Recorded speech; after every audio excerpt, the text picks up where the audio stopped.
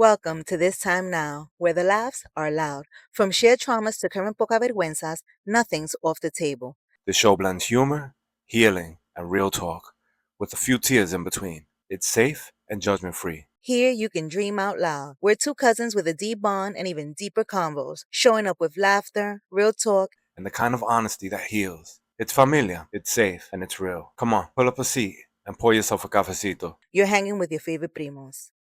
Welcome. I'm Lo, and this is Lou. Let's give you a little backstory. This podcast has been a long time coming. Believe it or not, our very first episode, yes, you'll get to see it soon, was actually recorded back in November of 2021. So yeah, it's been almost 4 years in the making. In today's episode, we're taking a moment to reflect on the journey so far, what's been going on behind the scenes, why it took us so long to finally hit record again, and what inspired us to start this in the first place. And of course, we'll share what we hope for this show to grow into. All right, Lou, let's spill some tea. Why the long wait? And did you really think we were going to do this again? Oh, the long wait, so many things happened in between, from the time of the recording to date, as we'll get into it later. And yeah, just the journey to be here. And did I think it was gonna happen? I didn't not think it wasn't gonna happen. Just things kept on happening for us. And so here we are. Okay. Before we begin, how are you feeling sitting here today? I'm nervous.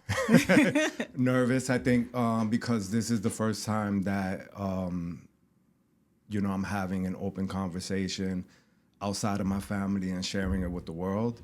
And so, yeah, I'm nervous. Okay. Okay. When you think back to the first recording in 2021, what was going through your mind and where were you during that time of your life? So a lot was going through my mind. You were interviewing me for an episode that you were doing, and I gave a lot regarding a lot of religious stuff, the way that we grew up, and so I was going through the divorce at the time, and yeah, I was still living with my partner at the time while going through the divorce, and we were recording right at the apartment. And Right. so, yeah. He was actually helping us record Yeah. that first episode, Yeah. so it's interesting to see how far Yeah. we've come since then, right? Take me back to that season in your life. What was the emotional climate like for you? The emotional climate regarding The divorce, the transition. divorce was very, very difficult. I had never had an experience like that before, going through a marriage. There's no guidebook. There's nothing to help you get through being in the family. There's a lot of us, and everybody stuck through what they did, through all their marriages. So there was nobody to guide me. So I had to just flow through it all and figure it out on my own. Right. How did you carry the weight of the divorce while navigating everyday life? That was a challenge because in parts I wasn't really happy. A lot of I did the cheating in the relationship. And so, that infidelity, that's what led to the divorce. And so, I had to carry that every day. And, with my partner being gracious through that time. And really, I tipped my hat off because I don't know if I could have been as gracious as, he was for me. And so, yeah, it was a lot. It was a lot emotionally. Okay. And figuring out what was next. In what ways did the end of the marriage shake or affirm your self-esteem? It actually confirmed who I knew I was, that if I wasn't happy, I wasn't going to keep myself in any situation, unlike, previous generations where they stick it out. If I'm truly not happy, I'm not going to, I feel like I'm not 100% myself if I'm in a miserable situation. And not that it was miserable, but, I just wasn't happy. That's beautiful. Not too many people have that courage to actually say, this is not working for me and I need to move on. So that was very courageous of you. What was something you grieved that people might not think of when it comes to divorce? I don't. Well, my partner was really great, but I think the friends that really stepped in and helped me get through the process, I was actually surprised by that.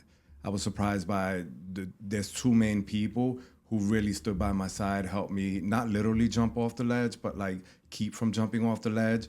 Because again, this is the first time I've ever experienced that, and so I didn't know what I was doing. I was navigating that alone. Hello. Was it mutual friends that you were surprised, or just your personal friends that Personal you didn't friends, expect? actually, work friends. So they were there. You know how you work. Your work buddies are like, they become your second family, and so they were there for me. And I was very, very vulnerable, and that's when a lot of emotions really came out, when I was able to have those easy conversations with them. Wow, that's interesting. How were you able to separate your identity from the relationship? How was I able to separate the identity? Once I knew that we were taking the steps that we were taking to go through the divorce and move on, and I kind of knew what was next. Now I started feeling like I was really coming into my identity and who I really was. You've chosen to share that you were unfaithful. What made you decide to say that publicly? I hope that people will not make the same mistake as me and will be able to communicate early on what are their needs so that they can have maybe a better step than I did. There's a lot of people who are getting married now, and they're probably in the moment and forgetting like, oh, this is what I'm supposed to do in a relationship. I'm supposed to check off all these boxes. I'll ignore everything that, really truly belongs to me and my identity, and say, no, this is what I need in the beginning, and communicate that with your partner. And so I hope that that's what comes through on this. That's great. Without focusing on the details, what do you think that chapter was trying to reveal to you? To be honest from the beginning, no matter how much it hurts. Be truly honest. Be yourself. Bring your best foot forward. So you feel like you wasn't honest from the beginning?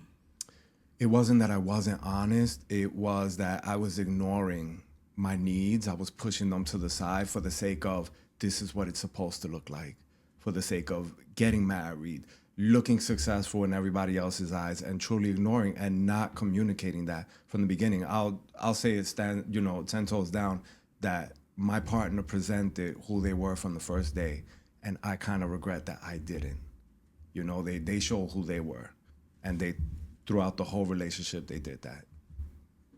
How has your definition of emotional honesty changed since then? You know what? It's been about 4 to 5 years now, and it's been like really crazy in my life, moving back and forth from coast to coast, and I kind of want to start dating again, and I was having a conversation with somebody, and they asked me a simple question, and I answered the way I thought I should answer, and then halfway down the conversation, I said, you know what, I'm going to correct myself. Actually, no, this is what it is. And it has to do a lot with like affection. Okay. And so I was just like, no, I'm not that affectionate, And so, because that's what you think people want to hear, right? You want people to like you, but I was like, no. And the person was honest enough to say, you know what? I need affection. I'm not the person for you then, and we let it go right there, the conversation. That's awesome. So you didn't even continue with the steps. Yeah. Before And you would have been that- afraid to right, say, right. I'm not that. Because I think we want people to like us, right? We want to show the best foot forward. We don't want to show the ugly side, or this is not me. You know what I'm saying? I want you to get to know the beautiful parts, but you know what? I'm getting to that age where this is who I am. This is what I bring to the table. That's it. Take it or leave it. Let's move on. I love that. No Right, time to yeah. waste and less hurt along the way, right? Yeah. All right. You talked about not showing your true self early on. What does that mean to you? Well, it's just a reminder. It's just a reminder for me that, just like that conversation that I had with that person, it's like, be truthful.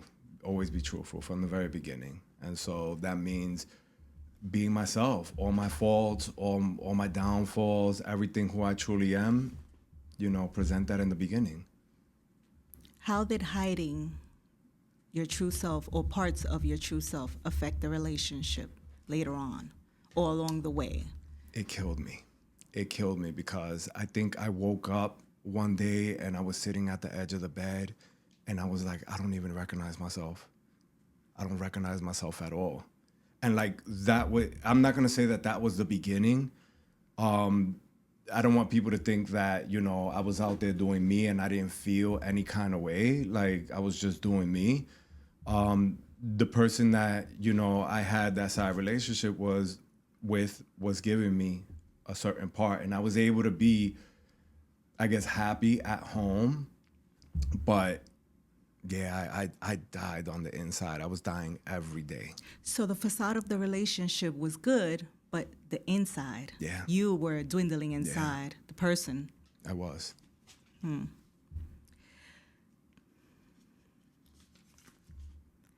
Were you even aware of your own emotional needs at the time?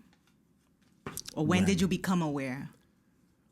It was slightly before I woke up one day. I could remember just looking out the window and sitting at the edge of the bed and having my then husband at the time and I'm like, I can either make things right or I could continue and be selfish, right? Because it is, when you're cheating, you're kind of being selfish. And I said they deserve more. They deserve more. And so I realized, I don't know when was the moment, but I know that waking up and sitting on the edge of the bed was like it for me. I was like, okay. Being truthful and vulnerable, what did you think was going to happen if you were? In the beginning? So throughout, why did you keep hiding the pieces of yourself? What was it that scared you about being vulnerable? I think not being liked or thinking we finally have the opportunity to get married. This is what we're supposed to do. And even if there's infidelity, even within the Latin community, I think it's like, okay, you love that person, you deal with it. I don't want to tell my grandparents, story, but, there wasn't a lot of faithfulness, Right. but there was love. And, true love, I guess, can overlook so many things, even when there's infidelity or there's not true happiness. And I just think I needed to fit it for society. Do you think your past self will recognize you today? The kid me, the before becoming a full adult, the free spirited me will recognize me today and be like, good job. Even if I don't get it right or I fail and stumble, I think younger me would say, thank you for that. Because you know what? I go to sleep good at night knowing that, not that I fucked up, but, that I did the right thing at the end and decided to, I guess, work through that process of the divorce. How has your emotional honesty changed since then? So how do you feel that your emotional honesty has changed since then? I got lighter shoulders. I sleep better at night, knowing that, yeah, I'm more emotionally intelligent to know that I do the right thing from the beginning. From the beginning. Yeah. What would you say that version of you was trying to escape or trying to find? Oh, that's a good question. Shit. I think it was already knowing the type of person, the type of personality that needed to be and that needs to be by my side, what I require. I now know what it looks like for what my partner looks like. Not that I'm going to put any pressure on anybody to be a certain kind of way, but I think I can identify it now. And so that you don't put the pressure. Right. So you just find right, they get to person. be their whole complete self, their true self. That's good. How did not showing your full self early on create the challenges later on? Or what challenges did it create? It's not even so much that it created challenges, is that I honestly feel like in some parts, I stole years from someone. And so I think that hurts me the most, regardless of how much therapy I've gone through, how much I've worked through. And I think just in the back of my mind, knowing that, I stole a number of years from somebody that I could have avoided. What have you learned about your emotional needs through all of this? Was there a moment where you realized you were finally being honest with yourself? I think once the divorce was final and I got out to Jersey, which was my next chapter, I believe I realized it then when I was in my own space. I'm not going to share the comment that was made because my ex was there. I mean, if I tell you the journey that we went through, even from coast to coast, like we're truly friends, Okay. And just a comment that we made to each other, like I was able to freely make that comment because I was in a safe space, and I don't think I was ever that honest. Like it was then when I was in my own space. So you were able to be honest and free. Yeah. You mentioned New Jersey. What did the move to New Jersey represent for you emotionally? A new beginning, a new chapter. I was very hopeful. The plan for Jersey, and we might get into a little later, but the plan for Jersey I knew it was only temporary because I went to Jersey with some information that I might be leaving the tri-state area altogether. And so it was kind of a strategic move. It was my next move, but it was very strategic because my new beginning was supposed to be a year after I moved to Jersey. How did the physical move mirror the emotional move? Yeah. Okay. It was just me recognizing, and I was able to see me back again. That's how it mirrored it. I don't know if you ever stared in the mirror and just looked at yourself and say, how happy are you? I was now able to do that. So you were able to analyze yourself. Yeah. By yourself. I was, yeah. Those are the times that it happens the most for me. Is like I get in my head, I'm alone, and I'm like, that's when my emotions are really there. I'm really able to think about it. What does starting in a new place feel like? I'm a free spirit. And so for me, if the wind takes me, if you tell me there's an opportunity in Italy tomorrow, I don't care what the challenges are over there, I'm going to take it. And so I'm a free spirit. Yeah. Yeah. You do a lot of things Yeah, that I would be too afraid to. Yeah, no. Did New Jersey feel like a fresh start or more like limbo? I was surprised with Jersey. I didn't think I was going to like Jersey, and I fell in love with Jersey. I think, we're from New York, and I think the way that I was living in Jersey, I wish New York like had that much space, and so that surprised me. So I was willing to even stay in Jersey. I never wanted to come back to New York. I'm tired of New York. So you and your ex kind of ended up in New Jersey at the same time. Yeah.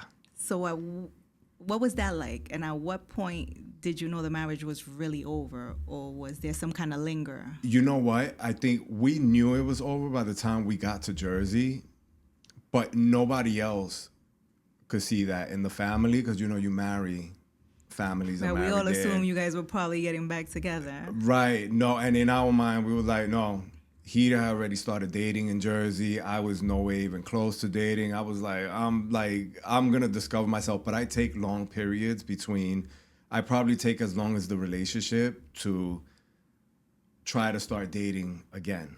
You know what I'm saying? This one was a little bit shorter, but, I always take those long periods. He went on to dating right away. But we knew that, and the family didn't. And so when we say, the amount of time that it was, they're like, what? That doesn't make sense. And so I was actually encouraging him, date, don't make this mistake, don't make that mistake, be kind, be gentle with people. So I was actually coaching him. I was coaching him through dating. Which I find is the weirdest thing. Yeah, how yeah, you we're, can be we're so friends. We're friends. We're truly friendly friends. with your yeah, ex. Yeah, yeah. What was the hardest part about ending that chapter of your life? It felt weird because it wasn't hard. We ended up in California together. So, and I ended up helping him look for an apartment out there because I had, the offer for him was first. Then out of the blue, I was supposed to go to Miami. That was going to be my new beginning. And then that deal fell off the table. And then out of nowhere, they was like, LA needs you. And so I ended up going to LA months before him. And his company gave him time to move. I can't tell his story or whatever. But, Right. and so we still were friends while we were out there. So the chapter actually closed for me when I was driving back to New York. Right. So Yep. now we're going on year 2. We'll get that. And so about 2 years now, the chapter feels closed for me. When Florida fell through, what was that? What was going through your mind? What was that like? Oh my God, I was devastated. I was like, I'm the type of person that says everything happens for a reason. And so I was like, this is happening for a reason. And then LA happened. And I already knew LA was happening for him. And so I was just like, what's happening here right now? And I was scared because I don't have anybody in LA. And so if I have a free spirit, this is where it really got tested. It was like, are you really this free? And, we have being from the East Coast, we have a different perception about the West Coast or anywhere else. And so I was like, this is where my spirit really got tested. Right. When I got to LA. That's what I was wondering. When LA Yeah. became the new destination, what was that like? How did I you was feel? scared. I was scared. I didn't. When you feel like I have 7 brothers and sisters, and I almost have never spent time away from them, and so now I'm really vulnerable in this world. I don't have my parents anymore. Both of my parents passed away, and so as you know, but now here I am. I'm going out there. You're It's doing happening. Yeah. Was LA a place of hope or uncertainty at first? Uncertainty, because it wasn't even in the cards. plan. Yeah, it wasn't in the cards for me. And so it tested me. In what ways did LA affect your sense of identity? It did it in a few ways. First of all, there's not a lot of Puerto Rican and Dominicans out there. And so now I'm going into a place where all the behavior and everything that we have out here, it now has to shift to the side to now adjust to what's normal out there. And so I had to adjust really quickly to them. Yeah. To like a different culture, different environment. Yeah. The good thing is that it's really, I speak, read and write Spanish. And so a lot of Mexicans out there, they dominate. They dominate out there. And so, pretty easy. What I will say is that a lot of the perceptions that I had from TV and gang and all of that stuff happening out there, nothing like that. Not saying that, it's not happening, but immediately, like, I knew when I was in the hood, it felt normal. The hood behavior is like, it's universal. It's universal no matter where you go. Okay. So, yeah. Because all we know is either Hollywood or Compton. Yeah. So Yeah, and I was right. I was right there, like, right in the middle of it. right in the cusp. Yeah. What did the transition from New York to New Jersey to LA feel like emotionally? I kind of didn't have a moment to feel a lot of emotions, as I had to jump on this train that was moving without me even, like, I purchased a ticket and it went express rather than take this stop, and this stop. It was like, go. So it wasn't Go. really a roller coaster. Because it was remember, more like a speeding train. I now was going into, I was going with my position, but I was dealing with a whole new team there. And so now I got to mentally prepare for, what does this team need from me? How do I bring that best to the table? Because LA culture, LA work culture is a little bit different. The laws are a Is little it? bit different. Yeah, it's How was completely that? different. It's not like New York laws. I could tell you that much. They're still like kind of universal, but it's different. Everybody's a little bit more laid back here. Everybody's hustle, grind, they're moving 2, 3 jobs just to survive. Everybody over there, the sun is really sunning. It's doing what it does. They're more relaxed, and it's like, yeah. So, like, we spoke about you guys still being friends and how weird I think it is. You're not the only one. How did You're the not only relationship one. evolve or unravel during the geographic shifts? Did you think it was going to make it worse or better? As did you far as find me and my ex, The fact that you kind of like geographically moved along together while you I guys were found it divorced. funny. I found it funny. I found it hilarious. You know, I think there was a sense of humor, you know, or lightheartedness from the beginning because we originally had the same last name and we're not related. We had the same last name. He has the same name as, you know, my father, my brother. Like literally there was 5 of the same first and last names during any event. And so I think there was like there was a lot of humor in that. And so, yeah. All right. So you said life in LA was different. How was it personally and professionally? Was it a culture shock? It was a what little was bit the of a everyday? cul- What was the difference in the everyday like? It was a culture shock. First of all, it does get cold over there. It does. I mean, not comparatively to here. I think it went down to like 60 degrees, which I didn't expect. I always thought it was like sunny and 70 and like 75. That was a shock to me. Everybody, I think I believed everybody was laid back and they confirmed that. So it wasn't much of a culture shock. I think, you know, how welcoming they were. Now, as far as professionally, I was dealing with a different team. And so they're different. They work completely different out there than we do out here. So that's the difference. That was the so I had to adjust. I had to turn on my manager's hat really quick and like, how do I motivate this team? How do we get the goals that the company has set? How do we push it through? How did the job impact your experience in LA? Well, it's different now because, you know, I was let go out there. And so, you know, overall, it was a scary thing that was happening at the moment because now I'm at my most vulnerable with that happening to me. And so the whole experience, I got to experience it. And that's it. It's a chapter that I've closed at this point. You mentioned being let go. How did that affect you? I had never been let go before. I had never been let go. And this is what I say about the laws in LA, in Los Angeles, in California, sorry. They could let you go if the manager feels like you're chewing gum too loud. Like, it's very, very lax. It's very lax versus here you have to give like a valid reason. I was out here celebrating my birthday, and when I landed, that's when I found out. When I landed back in LA, that's when I found out. And so as they were telling me, I was in the cab and I was finding this out, and I didn't even have a moment to like process what was being said to me. And it wasn't until I sat down on the sofa and I was like, wait a minute, I didn't even get a reason, and all communication stopped after that. So when you came back from your birthday trip, Yeah. they just let you go. Yeah. No reason. I no knew sound. I knew something was up because I was checking my schedule. I was like, when am I going back to work, you know?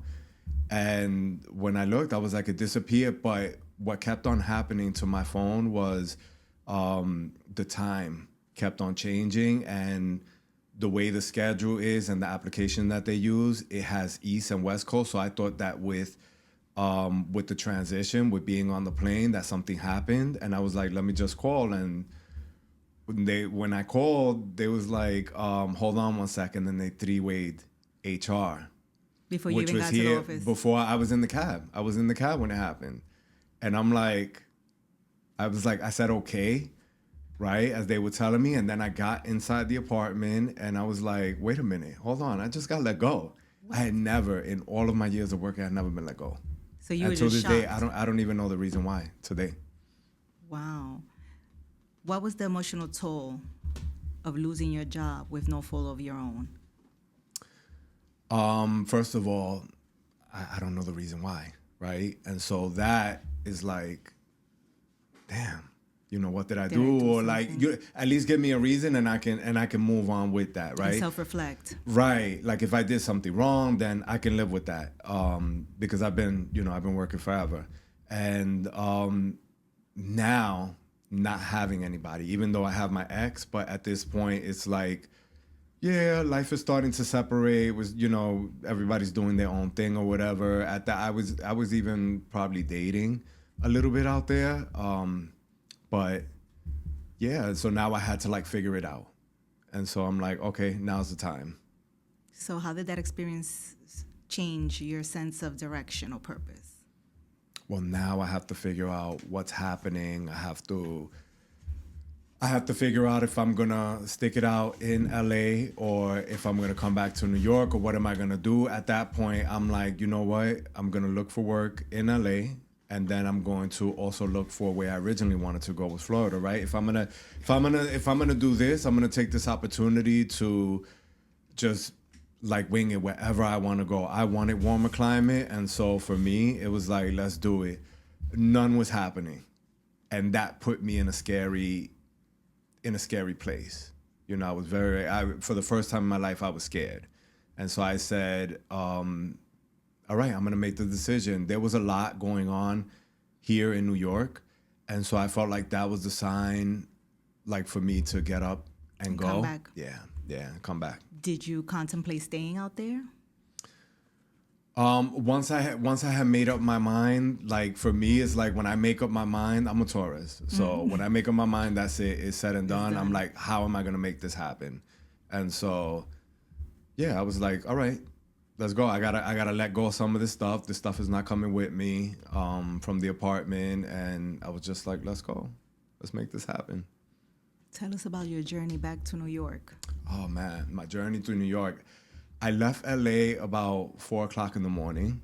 I decided to drive. When I got out there, I shipped my car. And then I said to myself, all of this is happening. I don't know when's the next time I'm gonna have an opportunity to drive across from, LA to New York.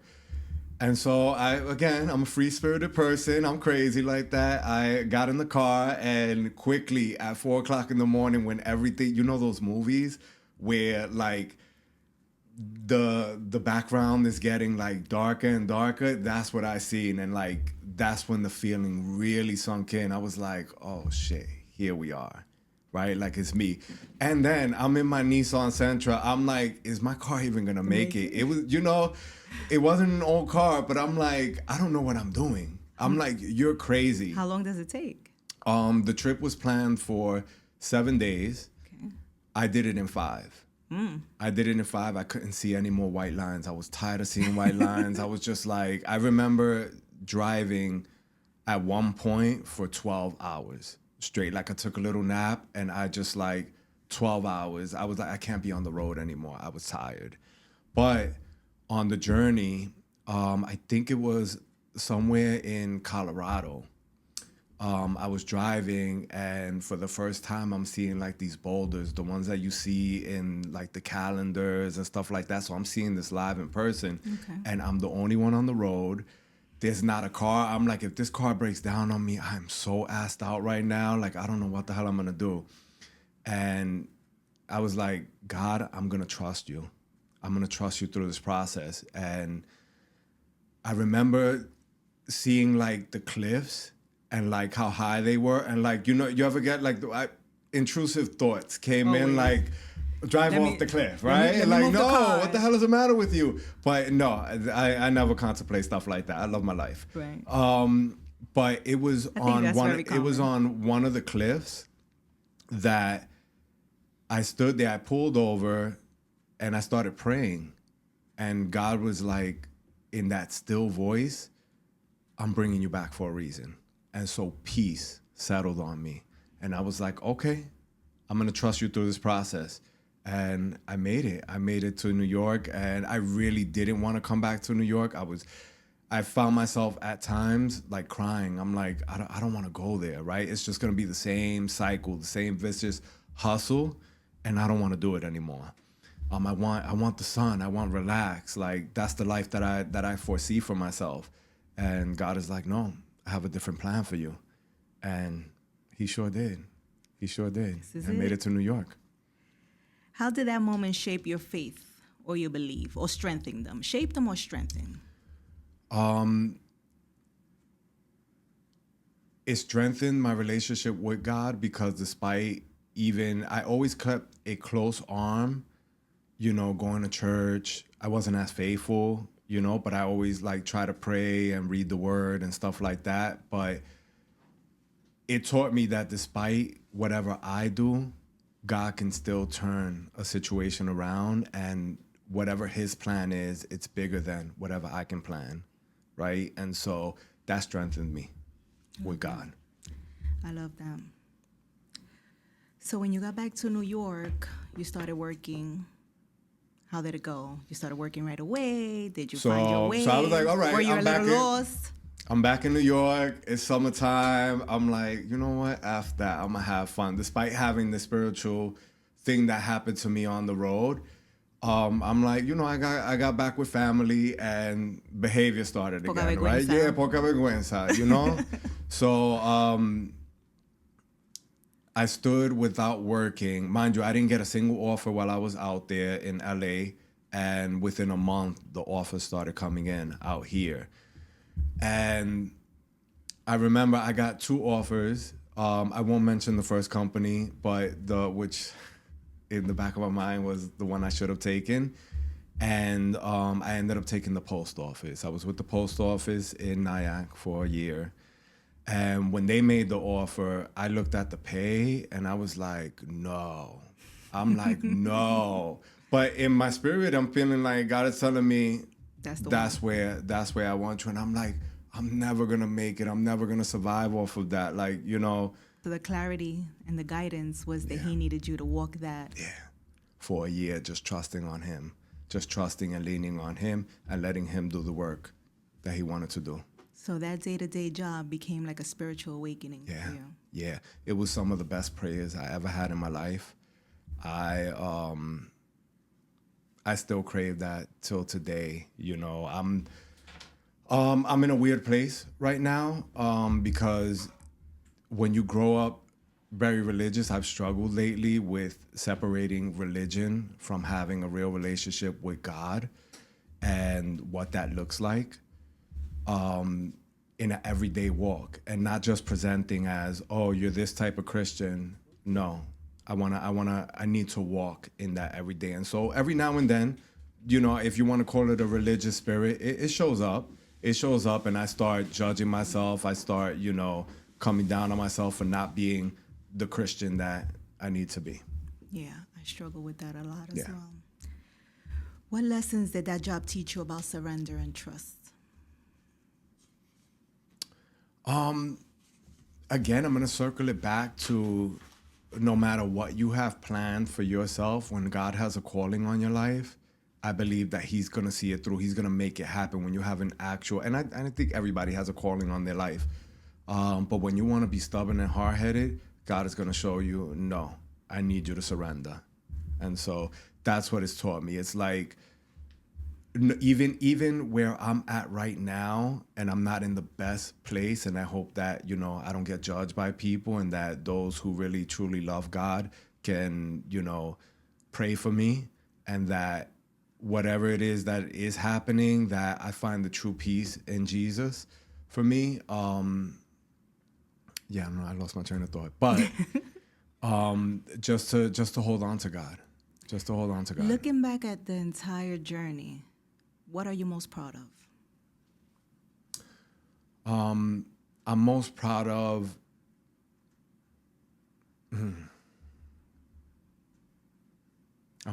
that I'm still here.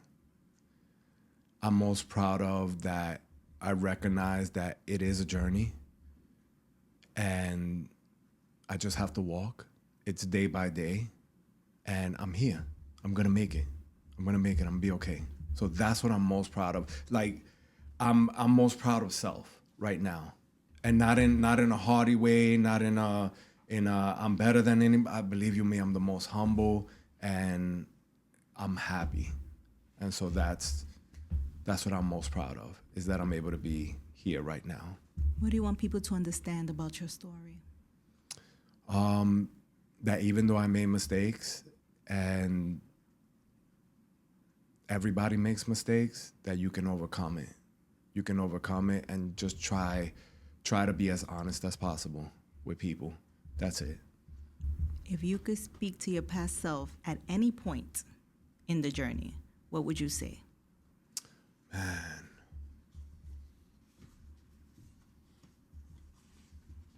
Don't be angry with God. Don't be angry with God, because when mommy passed away, it was two significant people that passed away around the same time. One was mommy, and the other one was Pastor Jose Carlos Ortiz, who I love and admire. They left the earth, at least from my point of view, with promises over them that we didn't see through. And then I think somebody reminded me of Moses. He never made it to the promised land. Or Abraham, one of them, sorry. They're probably going to rip me apart online. Hey, listen. Excuse me. So I've had that journey, but not to be angry with God. And if I would have just held on, maybe my walk and my path right now would have been a little bit different. But yeah, that's it. Just don't be angry with God. What made you feel ready to share your story now? I'm in a great place, and I believe me and my ex are in a great place. He comes from a great family. His family has been A1 from day one. They never changed how they treated me. And so with having all of these people in my life who are amazing, it's time. It's time for a new journey. I'm on a new road. Where that road is going, I don't know. And I'm okay with that, not knowing. I have a clearer vision of what I wanna accomplish. But I think this is the time. This is the time. Anybody that knows you knows that you love themes and colors, and you attach that to a lot of things. If you had to name a theme for this new chapter for your life, what would it be? The greatest show on circus, the greatest show on earth.